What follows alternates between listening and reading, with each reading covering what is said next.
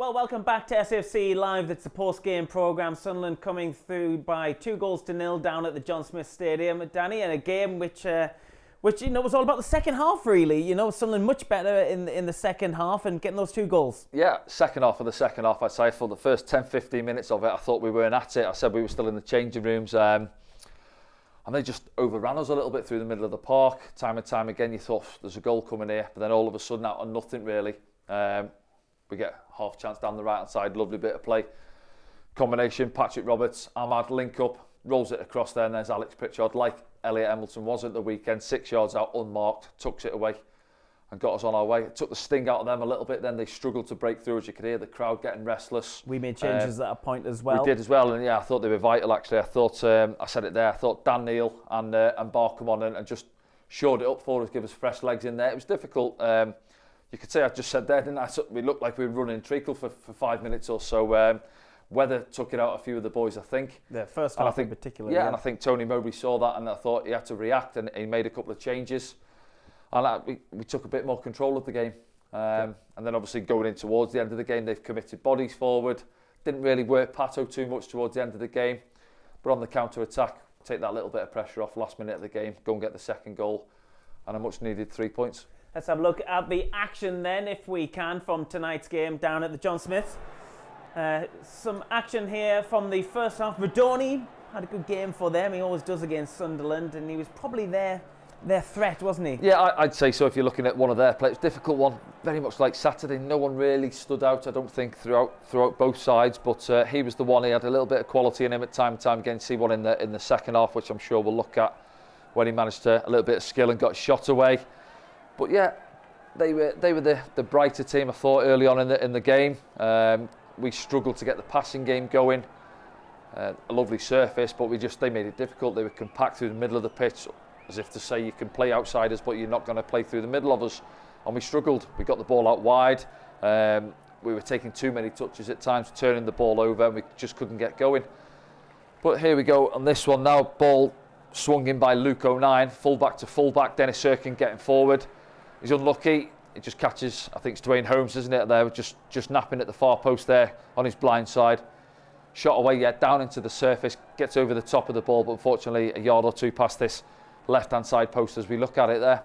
And that was our real first opportunity from nothing really, where we hadn't got going.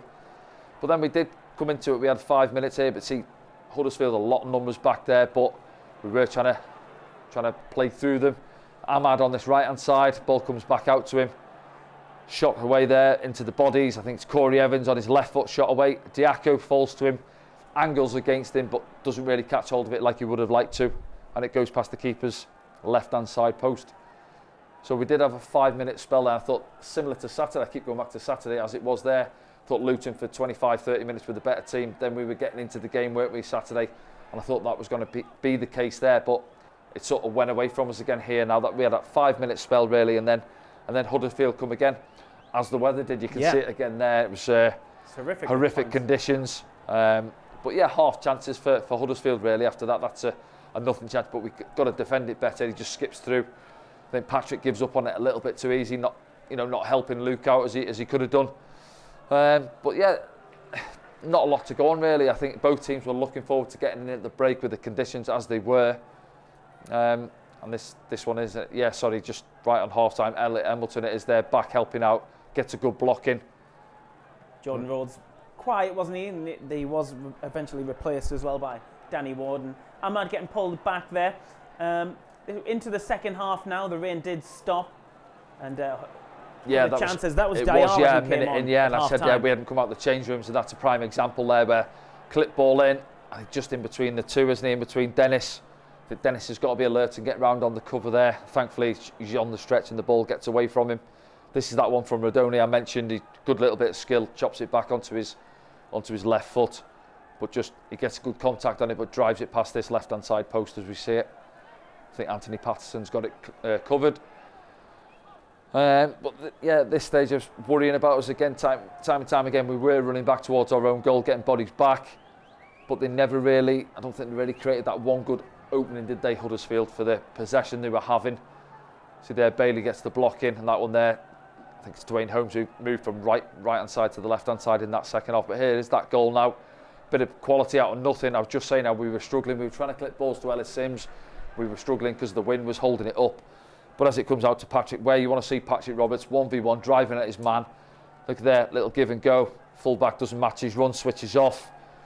And there's Alex Pritchard coming off this left-hand side. He was getting a little bit of stick from the Huddersfield fans just before that as well. And you could see it in his celebration, what it meant to him. I've got nothing wrong with this for me, where you're getting a bit of stick, you go and give the fans a little bit back. And that's what he does. I think you can see the referee just coming across to him. He's telling to the players, no, let me have my little moment with the Huddersfield fans. And he does. And here we go again, yeah, just on the press, really, just nick it off Huddersfield. And it's Ellis Sims and Alex Pritchard involved again. And again, we were a little bit of confidence into us now.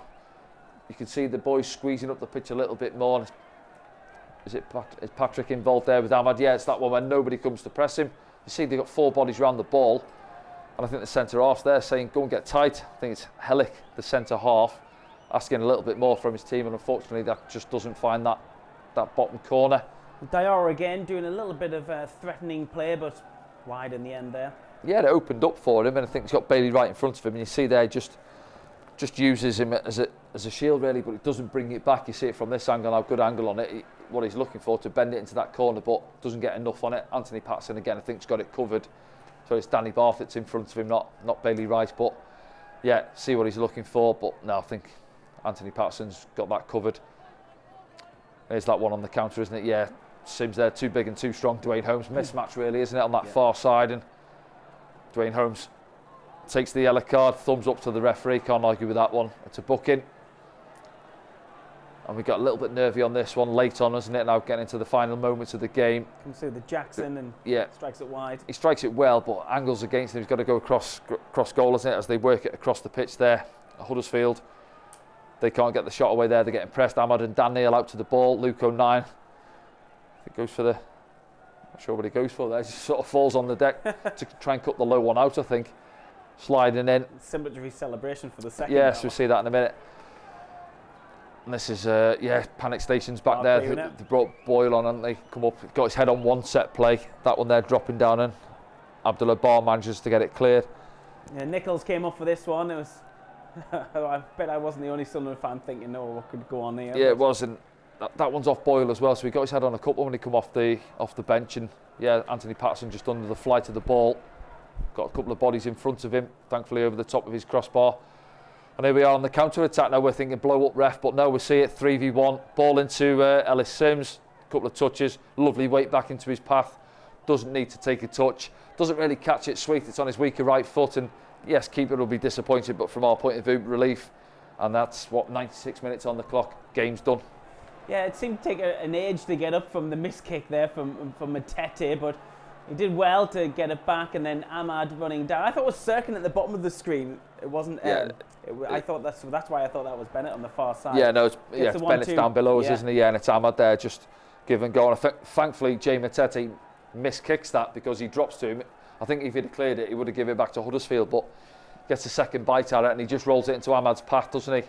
As I said there, it's all about ball into Ellis Sims, takes a touch, lovely weight, doesn't need to take another touch. Strokes it under the goalkeeper, a little bit fortunate. You know, from the keeper's point of view, he'll be disappointed it's gone through him. But 2-0, did we deserve it? Maybe shaded it in terms of opportunities, I think, and it's certainly one what we'll take. Absolutely. Let's have a look at the other scores from in and around the Championship. This evening, Birmingham City 0, Millwall 0, Burnley 3, Rotherham United 2, Cardiff City 1, Watford 2, Norwich City 0. Queen's Park Rangers 0 and Wigan Athletic 0, Stoke City 1. So Sunderland's next opponents losing this evening. Let's have a look at the league table then. What's that do for things? Sunderland go up to 13th. Well, that shows how much can change. 12th, haven't we? So 12th, sorry. How are you doing us out of a place there? Sorry, there. I haven't got my glasses on. Yes, they have. They've gone up to 12th on 24 points. And it just shows how fast the table can change, doesn't it? Yeah. Sunderland looking up once again. Well, it is, yeah, and you've got to back it up now at the weekend. You see there, Cardiff sat down in 18th, up here at the Stadium of Light. Got to go and back it up back-to-backs for the first time this season and see where that takes us. Okay then, let's have a look at your thoughts in hashtag Ask Danny. The first one comes in from Sammy. It says, do you think we should start Sims and Bennett on Saturday, Danny? I think if you look at it, where Ellis Sims is out, he's been out for a few weeks, hasn't he?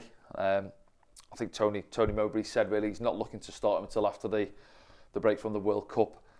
But I think he's brought him on, actually said it there when he come on, didn't he, at half-time. He's probably brought him on a little bit earlier than he would have liked to today, but I think he's took the conditions into consideration. You know, that wind was coming at our goal second half, so his ball's coming up, holding it up in the wind, and he did, to be fair. He got his body in, he looked after it a couple of times, and just a bit of presence up the top end of the pitch, really.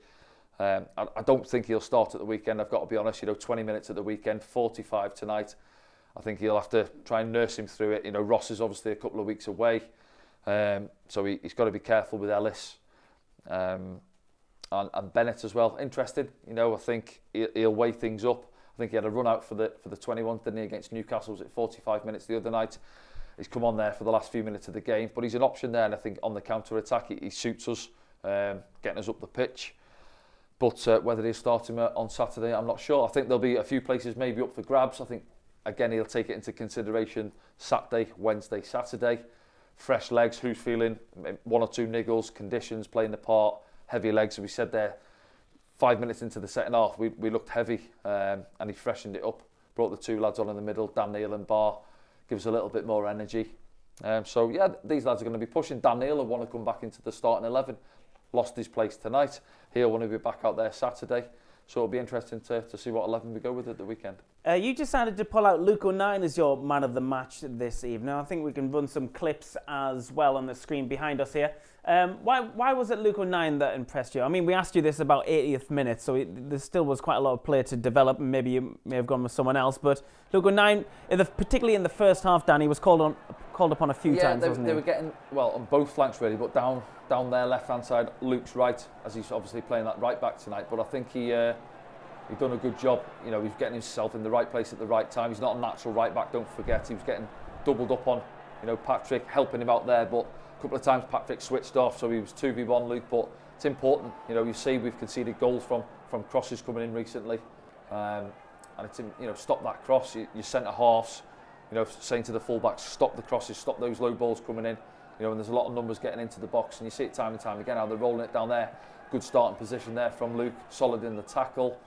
And I just thought he was in the right position a lot of the time tonight. Good ball in there.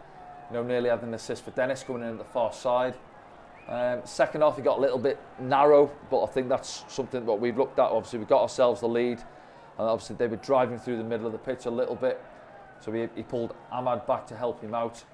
But no, I thought it was a solid showing from Luke. Danny Barton, Bailey as well. Yeah, I was going to say, to recognise a defender on a clean sheet. It's been a while, since a clean sheet. Well, we had those games, didn't we, at home against Blackpool and Preston. But clean sheets, of course. Yeah, that's what you build on. I've got it on my notes there. No clean sheet in the last 5 games, and it's vital. You go there tonight. It was looking like a 1-0 game when we took the lead. See another one there. He's made 4-5 in the first half, and they go underappreciated at times, them balls coming in. Go back to Saturday, the goal we conceded. The lad got half a yard on Dennis and fizzed the ball in. It's in the back of the net. It must be annoying to play against him, the way he just rags people. Maybe should have gotten a yellow card. He just shoved him off the pitch and got away with one. But you see there, it looks like the lad's got a couple of yards on him, does really well, gets back in. And it was a good, energetic performance from Luke. Difficult conditions. And I think his performance summed up the overall performance in a way, really. A gritty performance in difficult conditions, and one where you have to stand up and be counted. And he was. Here he is in the second half. Stopping Rodoni's cross there and just getting something on it. Yeah, just taking the sting out of the cross. So, no, I've gone with Luke tonight. Some will agree. It was difficult. I don't think there was, again, like Saturday, there wasn't an out-and-out standout performer. Not too many 8 out of 10 performances, but Luke just took it for me tonight. Let's move on to the next one then. Next one of your thoughts in hashtag Ask Danny from Lee, who says, how do we as a club improve at set pieces? Could they make the difference in tight games, and can our centre-backs in corners be the key? Well, we're still yet to score from a set piece this season. I thought maybe tonight might have been the night, but it wasn't to be. And, as the question comes in there, what do you think Sunderland can do about it? Yeah, how do we improve as a club on set pieces. I'm sure they work in training on set pieces. You do.